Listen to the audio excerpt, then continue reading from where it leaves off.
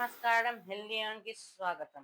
So, కాబట్టి means మనకేందంటే మన పిల్లలకు యాక్చువల్‌గా పేరెంట్స్‌కేందంటే పిల్లలకు ఆకుకూరలు పెట్టాల్సుంటుంది. కానీ నాకైతే కొంచెం ఆకుకూరలంటే ఇష్టం బేగా అమ్మ మంచిగా చేస్తది. కానీ వేరే వాళ్ళకేందంటే ఆకుకూరలు అసలకి కొంచెం ఇష్టం ఉండదు.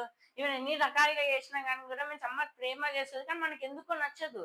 బికాజ్ మనకేందంటే హెల్తీ అంటే అనిపిస్తది. తినమంటాడు. అది కూడా ఏందంటే ఇట్లా ఏడ్చుకుంటూ బాధపడుతూ తింటాం. కానీ ఎప్పుడు కూడా ఎంజాయ్ చేసి తినలేదు. ఈవెన్ ఒకవేళ మనం స్నాక్స్ కావాలనుకున్నాం అనుకో, ఈవెన్ స్నాక్స్, ఫ్రెంచ్ ఫ్రైస్ అవన్నీ కూడా అన్‌హెల్తీ ఫుడ్‌లో ఉంటది. దాని బ్యాడ్ కొలెస్ట్రాల్ అవన్నీ కూడా సంతుంటది. దానివల్ల మనకి ఎలాంటి ప్రయోజనాలు ఉండవు. తింటాం తర్వాత ఏందంటే తినండి నేనేమనను గానీ, సో, నేను గూడా అంత హెల్త్ కాన్షియస్ గాదు. బట్ ఇప్పుడు నేను ఒక స్నాక్ తీసుకొచ్చిన. ఇదేంటంటే పాలకూరతో సంబంధించిన స్నాకు. మీరు పాలకూర అంటేనే భయపడతారు. బట్ ఈ స్నాక్ మాత్రం అట్లుండదు. ఈ టేస్ట్ మాత్రం అసలు ఎలాంటివి ఉండదు. చాలా మంచిగుంటది. సో, దీని పేరే పాలకూర చెక్కలు. సో, చెక్కలుంటది. దీంట్లో కొంచెం సగ్గుబియ్యము, మళ్ళా పాలకూర, ఈవెన్ రెడ్ చిల్లీ ఇంకా సన్‌ఫ్లవర్ ఆయిల్‌లో దీన్ని ఏందంటే ఫ్రై చేస్తాడు. అండ్ ఇది చాలా టేస్టీగుంటది. యమ్మీగుంటది. ఎప్పుడైనా పాలకూర తినకపోతే ఇది తినండి. చాలా అడిక్టివ్‌గా ఉంటది నిజం చెప్పాలంటే. ఒక్కసారి తింటే రూ. అండి. ఈ మొత్తం ప్యాకు ఏందంటే టోటల్ రూ. 140 300 గ్రామ్స్ వచ్చినాయి.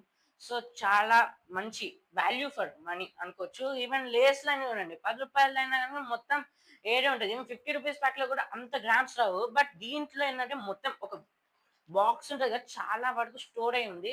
అండ్ ఇది జస్ట్ రూ. 140 300 గ్రామ్స్ ఉంటుంది.